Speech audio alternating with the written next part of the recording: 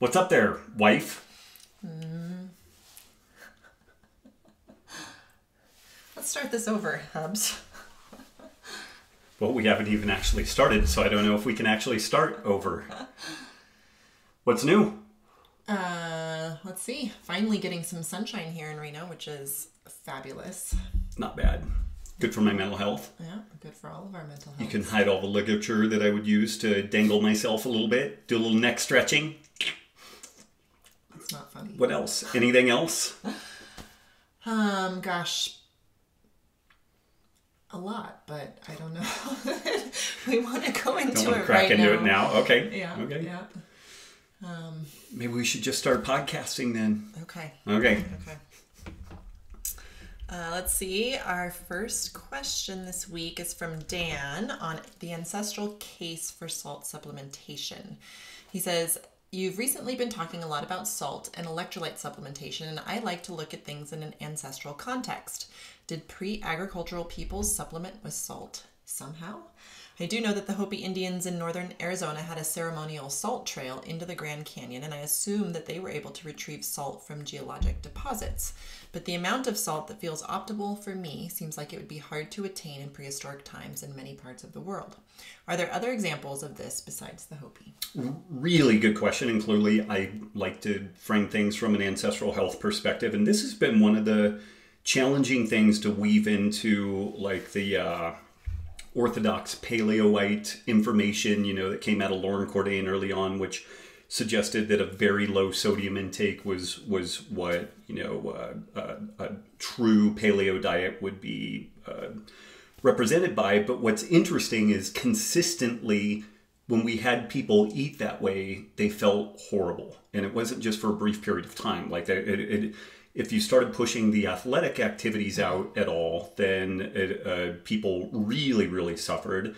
And then if you default back to like the American Council of Sports Medicine guidelines in general for population at large, if somebody's exercising a lot, if it's hot, if it's humid, the ACSM guidelines, like the Orthodox missionary style people, are recommending between 7 and 10 grams of sodium a day, which is close to 14 to 20 teaspoons of table salt a day. I mean, it's a remarkable amount.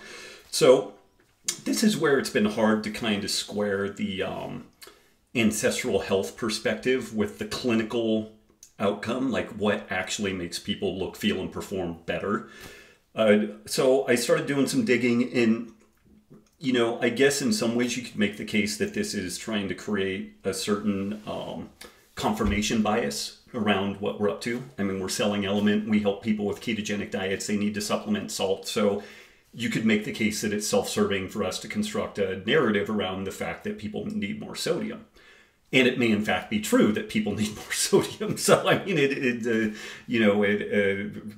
whatever with that. But I started noodling on this, and I did some poking around on the whole body sodium content of mammals at large, which is what I was able to track down. And I found it with like mountain goats and cattle and humans. And what was interesting is, in general, mammals tend to have about 4 grams of sodium per kilogram of overall body weight. So this is distributed through the whole critter. Some of it's going to be disproportionately distributed, and a higher concentration of sodium tends to be in the plasma and the extracellular areas. Whereas inside cells, we tend to have a higher concentration of potassium.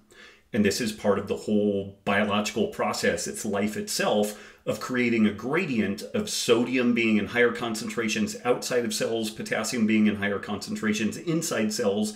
And the normalization of that gradient is how we drive the electron transport system. And it's kind of, nerve impulses. It's the way that life works. So we have more sodium outside of cells than in cells.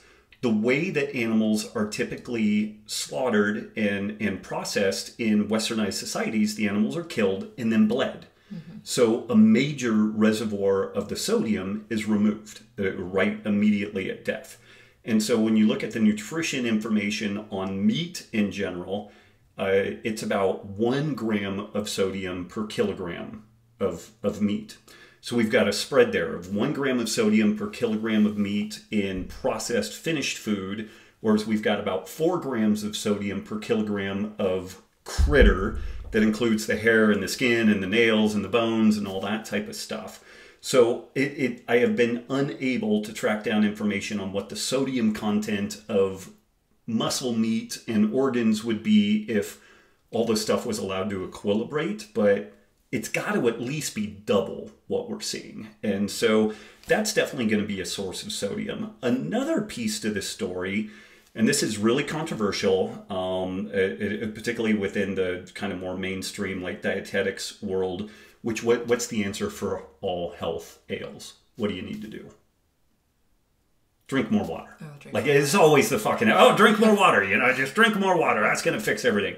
And I did a piece on that, and it's largely bullshit, and it may in fact be counterproductive for what we see with regards to electrolyte status, because the big problem that occurs when people are eating lower carb in general is that they start getting this downward spiral of diuresis and a loss of sodium and then a loss of potassium, and these things. And if they're drinking more water, if they drink more water, it makes it even worse. Yeah, and I'll try to remember to get this paper put in the show notes, but it looks at athletes that are exercising, and they brought these people up to a level where they would expect cramping to start to begin, like a level of exertion and heat and all that stuff. And they supplemented one group with a sodium and electrolyte mix, really weak one, but still it was there, versus giving other folks just water. And the people that were given water, the cramping was much, much worse, like much more severe, almost uniform across the board within this group of people that were just given water versus the group of folks that were given electrolytes. So within this ancestral health story, I think people are generally drinking too much water. So that's another piece of this. And like, I'm drinking coffee. Like I've had a couple of cups of coffee already. I'll probably have more. You could argue primarily decaf at this point. I do a little bit of calf in the morning, but the point being that if I wanted to emulate an ancestral health approach more truly, I wouldn't be drinking 3 or 4 like 16-ounce cups of fluid, that is largely devoid of electrolyte. So I think that a lot of the need to replenish electrolytes is actually an outgrowth of over-consuming fluids in general, water also. And then this one gets out there a little bit far afield, but there's an argument that if people are not necessarily just specifically ketogenic, but if they're more fat-fueled, more metabolically flexible, depending on the size of the individual and the activity level and whatnot, producing metabolic water, which is the byproduct of fat metabolism, could account for 100 to 200 milliliters of water per day. So if we're generating water endogenously, we're not diluting it the way that we are just supplementing from outside. And that may be more of the background environment that we see, which is lower general fluid intake, some amount of water that we experience physiologically being the consequence of metabolism. And then finally, there may have been a bit more sodium in the diet than what we've historically thought. There are salt deposits all over the world. Lots of people, and the theory is that humans spread coastally and then work their way inland. And typically when they work their way inland, they followed waterways, and there's oftentimes salt deposits. That starts getting into a lot of like just so story type bullshit that is really hard to support. But there are some other mechanisms going on there that kind of paints the reason why, or maybe a supportive notion around the way that ancestral diets could be validated by current sodium intakes that we're recommending. And then also, again, at the end of the day, if people are eating kind of a lower carb paleo type diet or just paleo diet in general, and they're experiencing fatigue and lethargy, if they have sleep disturbances, if they have some leg cramps and HPTA axis dysregulation and stuff like that, and all of that is resolved by adding a couple of grams of sodium per day, then whether this actually fits the ancestral health model or not is kind of meaningless. Like, that's where these things are really valuable. And again, I don't want to just I don't want to get in and look at this in such a way that I'm just creating confirmation bias to support like recommending salt and you know, selling Element, but at the same time, I do think that there's a strong case to be made both from the ancestral health perspective, but also from just the clinical outcome perspective. And fuck, that was a long answer. So, but there's a lot of nuance to this stuff, you know, and it's a very good question, and a lot of the problems that we see with health and you know, just all the stuff, using that ancestral health model is really, really valuable, and it's really where the discussion should begin, but it's also definitely not where the process should stop. Just because pre-agricultural people did what we assume to be X, Y, or Z doesn't mean that we do that, because one, some things may have changed in the intervening time, and two, our assumptions may be wrong. And that's the really dangerous thing. Like, we're always operating with incomplete knowledge. And so our kind of idealized version of what we think ancestral health meant may be completely off the mark. And so it's maybe informative, maybe not. And so that's where I think we work our way forward with more the clinical outcome side, which is how do you look, how do you feel, how do you perform, are biomarkers of health and disease going in favorable directions? Then we've got a pretty close package. And probably if there is a paradox there, it's probably because our assumptions about the ancestral state are wrong. That's what I would put forward. I would actually put a lot more weight on the clinical outcome side than you know, at the end of the day, than the kind of building the whole story around the ancestral health side. Okay. Our next question is from Bethany on resistant starch on keto. Bethany says, hi there. I am about 2.5 weeks into a ketogenic diet following the keto masterclass and feeling pretty good. I've been trying to figure out how to add in some resistant starch for overall gut health without pushing carb levels too high. I think I would try tapioca starch first. I live in Asia, and that's what's most readily available. According to Nutrition Facts Online, a 1 ounce serving of tapioca starch has 6 grams of carbs. Would this number contribute at all to my overall carb count for the day, or does this factor out because of the fact that most of it is resistant to digestion? I hope my question makes sense. Thanks for your time.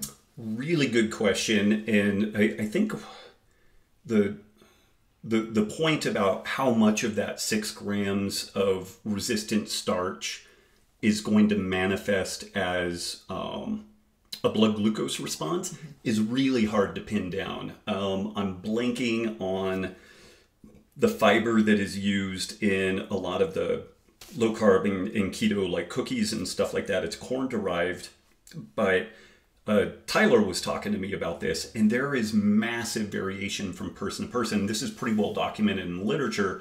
One person will eat that kind of resistant starch, and they literally get no blood glucose response. And we may see increased levels of butyrate or propionate, these short chain fats that we want to come about from this type of fiber digestion.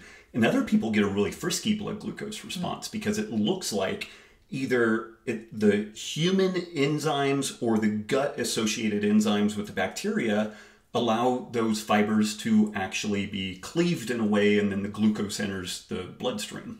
So it's really hard to know on that. There's another piece to this that it wasn't Erica Sonnenberg, it's her husband who runs the Sonnenberg lab at Stanford. When the potato starch thing was super hot and heavy and people were supplementing with potato starch, I got to talk to him about that, and he said that when he first heard about that, he was very nervous about basically monocropping the gut microbiome. Like, you're dumping a huge amount of one item in there, and then you play all of your gut microbiome to that. And in fact, that's what they saw. They saw loss of diversity and a shift towards what we generally associate being kind of a pathogenic gut microbiota profile. So I wouldn't be super wrapped around the axle, not the axe handle. We teased our good friend about that recently, so that's a whole other aside. But I would focus on things like artichokes and asparagus and nuts and seeds to the degree they're tolerated. I would just try to get as much variety in this story as you can, instead of like trying to selectively dose one thing. That said, if you wanted to put it, you know, like you cook some tapioca and then you chill it in the refrigerator overnight, and you do maybe like a teaspoon or a tablespoon of it, in addition to like onions and leeks and kale and chard, you know, and just as much different fibrous vegetable material as you can. Jicama is really good. Like it's got some carb, but again, you do a couple of slices of it and you're going to be right as rain, and it has some nice varieties of different fibers in it. So I would focus more on just getting variety. And then if you want to throw a little tablespoon here and there of like a tapioca starch, and maybe if you can track down potato starch, like an idea around this is to cook some tapioca, some potato, and some rice together. Chill it, and then do a little bit of that, because even then you're going to get like a broader... the actual foods, not the starch. Ideally the foods, but I mean tapioca usually comes as pearls and all that. And so, but you cook them all together, and then the potato starch usually comes in a bag, or you could cook potatoes. But I'm noodling on this. Like even that is going to be a broader profile of fermentable carbohydrates than just doing one. And again, you use it as a supplement, like a condiment. As a condiment, not as a main food source. Like I would be more comfortable with that. That makes sense. And again, that being part of an overall background of if you tolerate fermentable carbohydrates well, then you know that would be part of tons of fruits and veggies and all the rest of that, which can still fit within a ketogenic diet profile. Kimchi and sauerkraut. Yep. Yep. Okay, our next question is from Steven on the optimal fructosamine range. Hi, Rob. I've heard you recommend checking fructosamine to help triangulate glycation and see what's happening with blood sugar, but I can't seem to find any references for an optimal fructosamine range. I recently did some blood work and had a fasting glucose of 80 milligrams per deciliter, A1C of 5.6, and a fructosamine of 250. I've been experimenting with a glucometer recently, and my average blood glucose based on dozens of readings during carb testing is in the upper 90s. So I'm thinking my A1C looks artificially high due to the red blood cells living longer. I'm curious to what you think of this and what I can take away from the fructosamine value of 250. For context, I'm a 29-year-old male, 160 pounds, between 10 and 12% body fat, and have been eating a mostly low-carb paleo diet for the past year, recently gravitating closer to carnivore. I appreciate you and Nikki and all the work that you do. Cool. Yeah, and this is, we talked about this a ton in Wired to Eat. Mm-hmm. This is one of the like ongoing challenges, and we're actually doing some surveys of folks right now wanting to know where their major challenges occur with blood work as it relates to understanding their health. And so we're going to be tinkering with some ways of helping people really unpack that, because there's a shocking amount of confusion and a lot of fear. Mm-hmm. A lot of misplaced fear. And this is one of the really common things that pops up. Folks will get an A1C and it'll be on the high side. They might do then some sort of a fasting blood test in the morning, whether they do it at home or elsewhere, and that looks a little bit on the high side. And they're like, damn, you know, this stuff's all screwed up and wrong and backwards, but they're eating pretty low carb, they're active, their sleep is good, and so you're like, man, I don't know. Yeah, they're lean. It's like, I don't know. And there are some scenarios like Dr. Sean Baker is really interesting in that he eats no carbohydrate, but he has a remarkably high fasting blood glucose and a pretty elevated A1C. We tend to see profiles like that in elite level athletes. Whether or not that's pathological is up for debate. Some folks think it is, some folks think it's not. But this is one of these kind of paradoxical things that occurs there. But what's interesting, and it should be maybe a little bit informative, it is well understood that when folks are eating a lower carbohydrate diet, red blood cells may live 2 or 3 times longer than normal. So I think the normal lifespan of RBCs is about 90 days.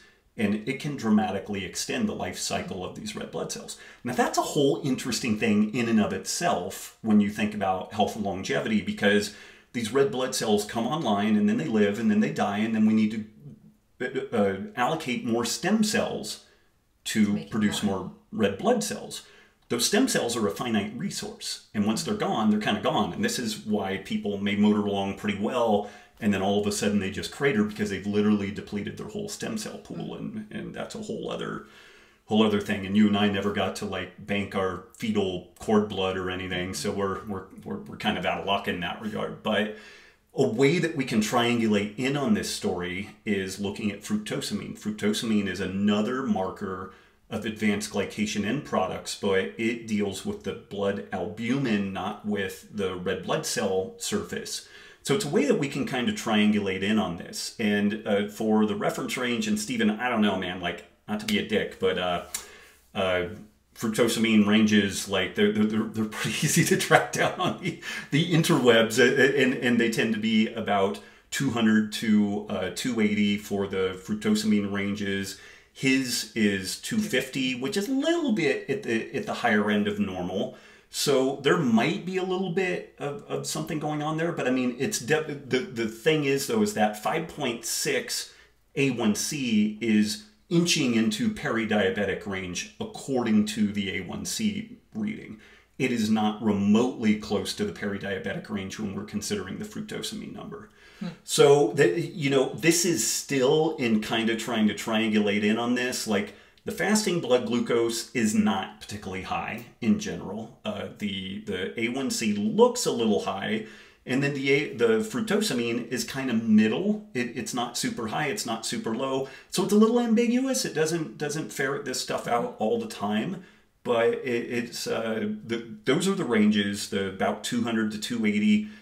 Stephen's a little bit at the higher end of normal, but all things considered, I'm not really seeing a real significant issue here. But these are the things to think about. Is sodium intake on point? Is sleep good? What time you going to bed? What time you getting up? You know, these other stress factors. And is Stephen, you mentioned basically low carb paleo. He doesn't really mention his activity level. It is possible some people that are very, very active can experience chronically elevated blood glucose levels just from the activity. We saw this in the CrossFit scene in general. It first got on my radar when we would see type 1 diabetics in CrossFit, and their blood glucose levels would go to the moon post-exercise because of the stress response. So, yeah. Okay. So, Stephen, not 100% unequivocal answer here, but all things considered, again, when we look at this stuff, I would say that probably the A1C is in fact an artifact of red blood cells living longer, most likely. Okay. Our next question is from Twee on finding time for writing a book. Hi, Rob. I'm a big fan. Thanks for your life's work that filters out the vast ocean of information out there for a smarter living.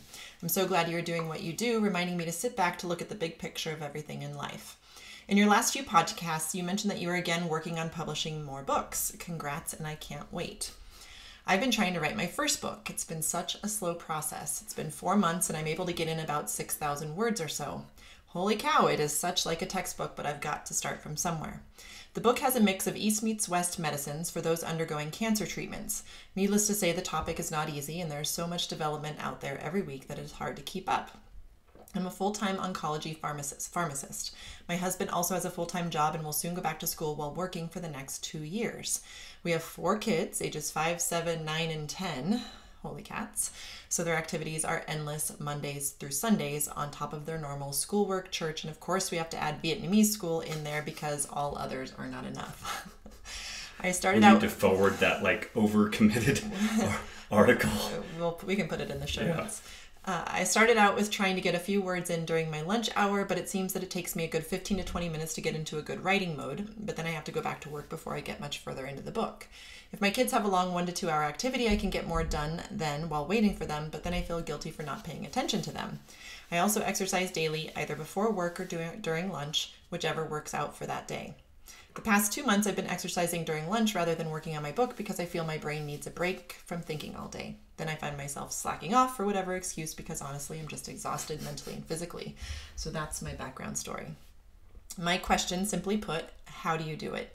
I feel the need to write this book because I know it will help so many people going through cancer treatments, particularly clarifying the effectiveness and safety on herbal products and the big hot marijuana, so it's almost like a calling, leaving a mark on this earth before I die. There is a war inside me between fulfilling this calling versus taking care of my health. Recently discovered I have Hashimoto's, and oh boy, that's for another day. Versus being a good mother, wife, sister. My brother has hypokalemic periodic paralysis. Also another story for another day. And a daughter. At first, I set out a goal to finish this book in 2 years, but maybe not until 5 years. Worse yet, it will never be finished. I'm starting to doubt myself that I can climb this Mount Everest of mine. Any suggestions will be great. Thanks for reading this tweet. Do you have any recommendations to kick off, given that you've watched this process happen a time or two now?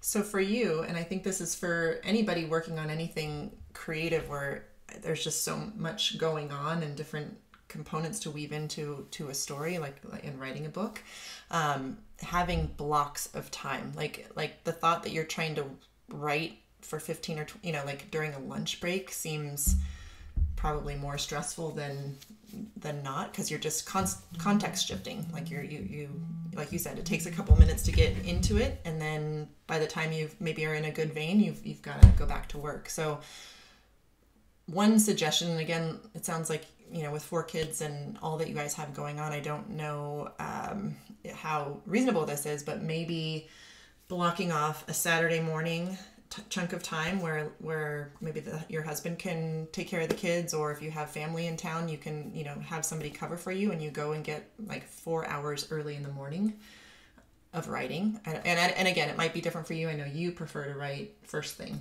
Yep. When you wake up. Yep. That's where you're most creative, and you have, the best productivity and focus. Yeah, my productivity, if I can write from like 6 to 9 a.m., 6 to 10 a.m., 3 hours of legit writing, if you're producing good material and not schlock that gets 50% edited, like you're smoked. Like every once in a while you can pull in, like I'll get a 6-hour day and an 8-hour day. This last cycle of working on both the Keto Masterclass book and Sacred Cow with Diana Rogers, I actually got kind of sick. Like I was so exhausted, and I was kind of in. You were a little depressed. I was depressed, but I mean, I was not really making good decisions. Like I was so exhausted. Like where it was like, I'm just going to keep working, and you were like, no, you're going to fucking kill yourself. And I was so out of sync with reality that I was just like, I'm going to keep going and going. So that one thing is, given your current schedule, and one thing that I notice with a lot of people, they do not spend enough time outlining their book. And there's a great online tool that you can download. It's either free or it's cheap. It's called Omni Outliner. And I would spend 3 months or 6 months just outlining, and you outline and outline and outline. And while you're outlining, you create a couple of Google Doc locations where you start putting references, and you organize the references based off, roughly where things are going to go in the, the kind of chapter by chapter format. But what I find for a lot of people is without adequate outline, you're trying to keep the whole thing straight in your head. And with a really remarkably good outline, so the outline that I did for the Paleo Solution, I thought I spent a lot of time on it, but the outline was maybe about 12 pages long. And the editing process was much longer and arguably more difficult in different ways than what Wired to Eat was. But my outline for Wired to Eat was almost 40 pages long. And I mean, literally, like bullet point outline, subcategory, boom, boom, boom. In my head, I'm more of a Venn diagram person. So like outlining things is not my natural default state, but you just have to do that. But then what that allows you to do is a couple of things. One is that someone who knows nothing about a topic, you'll know that you're pretty on point with your outline. When someone who knows nothing about a topic, you can show it to them. Hey, read this and give me your thoughts. And if the outline can make sense to the person about what you're trying to do and what the ideas are that you're getting across, then you're ready to start writing. If not, you're not ready to start writing. You need more granularity in the writing process. And again, what this is going to do, it's going to make it easier. You can do almost like magazine or blog length pieces, which are easier to kind of wrap your head around. And you can look at the outline. You're like, okay, I just did this. Oh yeah, I want to do this. And it makes it easier. Tui made the point that new material pops up all the time. that really robust outline makes it easier. Like, oh, there's this amazing new paper. Bam, you put a link in there and in a note. It's like, okay, we need to emphasize this. So I would spend a lot more time outlining. One is what you need to do. And then the way that we have done it, and I don't want to be a whiny turd about this, but it's been really fucking hard. Like when I did the first book, we were still running the gym, and I basically abdicated all of my training, virtually all of my responsibilities, and Nicki ran everything for the 6 to 9 months that it took me to do that. Like I had an okay outline by that point, but like I had worked on that. And then when I got into write, like that was the first time that we got an office out of the house too. And it was literally like... That was pre-kid. That was pre-kid, pre-dog. We had a cat, but that cat was easier to maintain. So...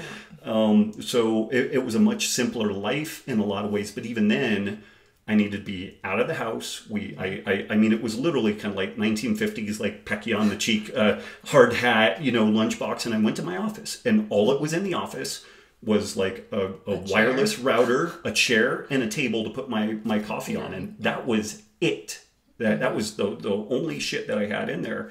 But I was able to get that done. And when I worked on Wired to Eat, we similarly got an office out of the house. And you don't have to do that, but that work-life separation is a pretty big deal. We're podcasting from kind of an office right now.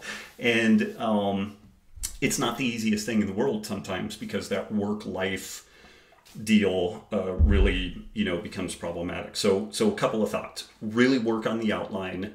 When you feel like the outline is in just like solid shape, that somebody who doesn't really know the topic can read through it and understand the thought process, then you're probably ready to write. And then you and your husband need to sit down and talk some turkey about what are you guys willing to give up for some period of time to be able to get this thing done. Maybe you need to go on a half, shift for a period of time to be able to get this stuff knocked out. And she's a pharmacist, right? Yeah. Like she's an oncological pharmacist. Yeah. So maybe you're able to do like 3 10-hour days or something. And then then maybe 3 days are dedicated to writing. And then you've got some other days for family. But if you're going to get it done, you're most likely going to have to give some stuff up somewhere. That's if you do the book yourself. There's another option within this story. And I did a podcast with Tim Grawl, the guy who helped me launch my book, and we talked about all these different variables about why you would write a book and how you would publish it. Like that's a whole other story here, is how do you want to publish this? What's your goal with that? If you don't have an online presence, the likelihood of even getting it published may be low. Like you may end up getting shoehorned into some sort of a self-publishing route, which isn't the worst thing in the world, but that's a whole other layer to this whole story. You do all this work, and then what ultimately is the goal there. So 2 thoughts around that. One is that because you're doing these blog length pieces because of your good outline, start releasing it as a blog. And then you can start dripping this out to the world, and maybe you can start helping people immediately.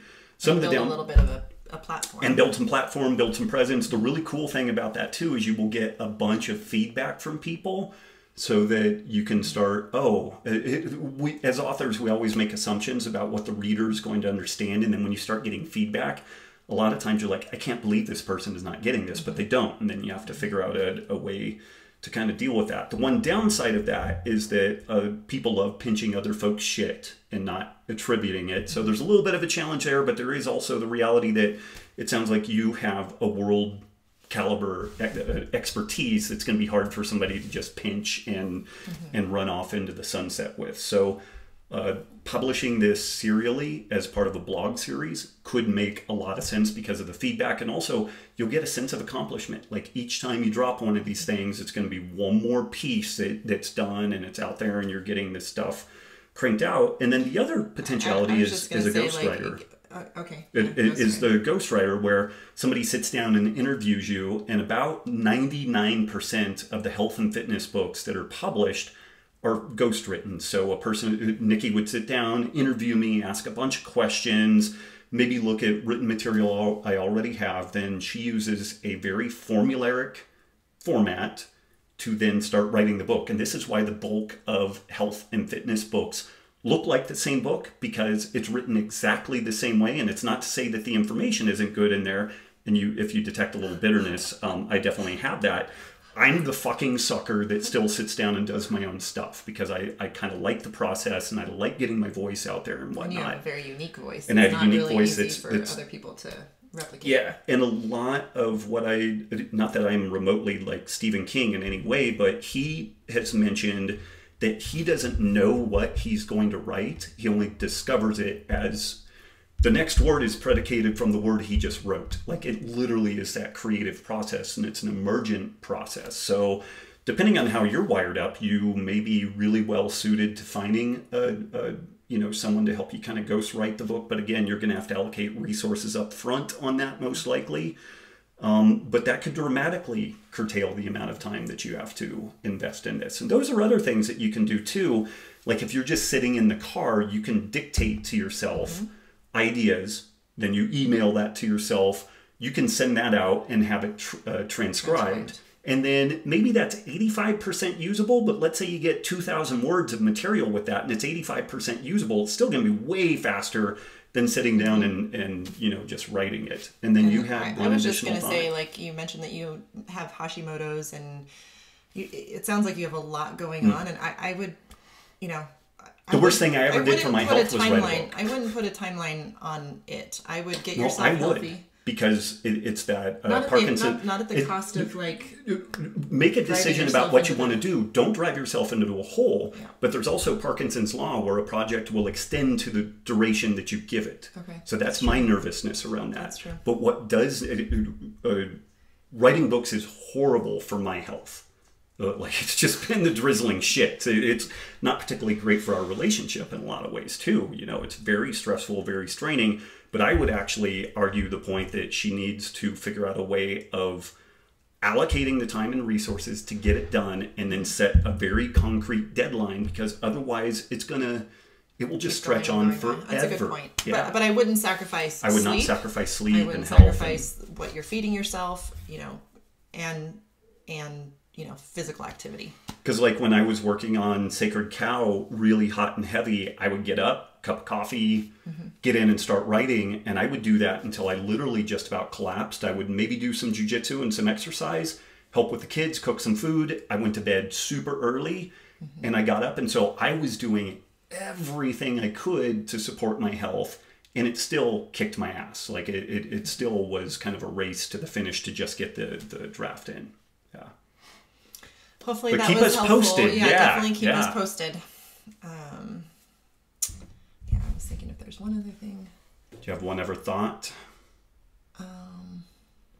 If I think of it, we'll put it in the show notes. But we'll definitely put the link to the Tim Grawl podcast in the show notes, and that link to that kids are being prescribed play. Because kids are so fucking over scheduled. And I see this even, my sister's family, like they don't get home till 8 or 8:30 every night of the week because there's either gymnastics or t-ball or football or softball or something. So, it's a really interesting little article. So we'll put that in the show notes. And the takeaway with that is that it's super stressful for the kids whole family, and for the whole family. Yeah. Oh, I forgot. Twee says, P.S. Hi, Nikki. My husband used to work at Coffee Bean and Tea Leaf decades ago, and I don't think they roast their coffee beans either. Cute story. That's awesome. Somebody watched our question about how we met. Yeah. Yeah, but I bet he didn't tell her to go fuck herself, basically, like you did me. I did not say that. I did not say that. You didn't say it, but the implication was definitely there. My face might have looked like I was saying that, but I didn't say it. All right. Our last question this week is from Matthew on advice for a new clinician. Hello, Rob and Nicki. I've recently become a newly minted nurse practitioner, and I'm starting a job at an endocrinology clinic in a few weeks where I will be managing mostly type 2 diabetes and thyroid disorders. First, thank you for your work. 8 years ago, you inspired my interest in fats, carbs, exercise, and all things hormonal, and it is very unlikely I would have landed here without your influence. My mom read The Paleo Solution after I mentioned your name and effectively reversed her type 2 diabetes through diet, exercise, and a sprinkle of metformin, which she has since discontinued. The clinic I'll be working in serves a population with low health and nutrition literacy that typically follow the standard American diet. As an example, one of my colleagues expressed that she would consider it a win if she could teach some of her patients that Mountain Dew is not actually considered juice. This is an extreme example, but you get the picture. I've been working as a bedside nurse for 6 years, so I'm well aware of the shortcomings of conventional medicine and the reluctance of patients to change long-held behaviors. One of the reasons I've been drawn to diabetes care is that diabetes 2 is so amenable to diet and lifestyle change that ideally the pharmacological approach need only play a supplemental and transient role. My question is this: what would you consider an effective strategy for fostering health literacy and behavior change in a population such as this? Also, what would you consider the lowest hanging fruit in terms of behavioral change to positively affect outcomes in diabetes? Thank you for your time, your work, and your example. Well, one, I'm honored that we've had a role in someone entering this scene, and I think, Matthew, you're really on point. Like, that whole diabetic, peri-diabetic world is something that is really damaging, remarkably costly, and it's something that can be fixed if we can get out in front of it early enough. And I think one of the best examples that I have in this story is Dr. Mark Cucuzzella, who works at a VA hospital in a rural environment, low socioeconomic status, low general education of the folks he works with, but I believe he has a one-sheet paper that he gives people, and there's like a green list of foods, a yellow list of foods, and a red list of foods. And he'll sit down with them and he'll say, hey, what on this green list do you like for breakfast, lunch, and dinner? And they circle the stuff. And maybe Mark's got this thing available online. I'm sure he would share it with folks if he doesn't, but he'll go through the green list, and then he's like, okay, the yellow list, you can have a few of those, and then the red list, I don't want you to have anything on it. And he just explains that typically the red list is loaded with carbs, and he covers things like chicken fried steak and all this stuff, because it's like a southern rural kind of thing. And instead of chicken fried, and if people complain, they're like, hey man, steak and eggs, just don't batter it and roll it. So he keeps it super simple, and he's had remarkable success with people. And I think one of the things is he keeps it incredibly simple. He sits down and immediately makes it about the patient. What on this list works for you? What do you like? And that's just genius. It's so smart. And, even though folks may come from modest means and backgrounds, they're not dumb. And so, not everybody is going to change. Like, these behaviors are hard to change. There's deep-seated kind of patterns from, social interaction and just habits and whatnot. But a lot of people are also like, yeah, I don't want to lose my leg the way that my dad did or something like that. And so the motivation can definitely be there. But it sounds like he just meets these people where they are. And you know what? Also, I'm kind of blanking on a piece of this. He's just incredibly accessible. Every single patient, he gives them his cell phone number. He's like, if you're in the store and you don't know what to buy, like you're in the snack aisle and you don't know what to do, you text me or you phone me and I will get you squared away. So he's super fucking accessible. And I think he's using a few health coaches now to kind of help augment that thing. But this is another piece of this. Like, there've been billions and billions of dollars dumped into apps trying to like Facebook or Twitterize health changes. And they've all failed. Like, it just doesn't fucking work. A well-run CrossFit gym, a good yoga studio or jiu-jitsu facility that talks to people about food and exercise also, that shit works because there's community and there's cohesion and there's a reason for being. So, him giving his cell phone number out isn't just information. It's the relationship. It's the fact he gives a shit enough to do that. And so he can talk the person off the ledge. And, like Tyler and Luis and their coaches with Keto Gains. This is why they're so fucking successful. And it's a reasonably high-touch process. They're not just like farming them off and like, here's this super algorithmically driven thing. They've got pieces of that because there are consistencies within these different processes. But at the end of the day, they build a relationship and they're accessible and they do hard fucking work to help people change. And so, Matthew, it sounds like you're fully ready to do all that. Like, you've already done all the major suffering around like just all the schooling and choosing to go into an area that is both potentially very rewarding but also very frustrating. But you've got your eyes wide open on that. But I think adopting a very simple approach like what Dr. Cucuzzella has done, and then being very accessible. And I would noodle on earlier as opposed to later integrating health coaches into the process so that you your primary role, in my opinion, should be the management of the, onboarding and offboarding of medications, and you definitely should build relationship. But I think that where you can get a little bit of scale and increase reach and not go crazy in this process is leaning heavily on some type of health coach. Okay. Any other thoughts, wife? No, that sounds good. Thanks everyone for your questions this week. As always, you can submit your questions at the contact page at robbwolf.com.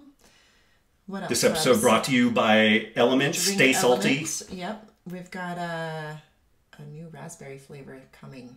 Did you drop that it's the real flavor? I thought that was still going to be a surprise. Oh, I think the cat's out of the bag. Okay. By the time this episode airs, it should be. It will probably be out of the bag. Hopefully. It's better than the citrus salt one. Yeah. Yeah. It's no joke better than that. So yeah, I'm excited for that too. Yeah. So thanks everyone, and we'll see you next time. See y'all soon. Take care.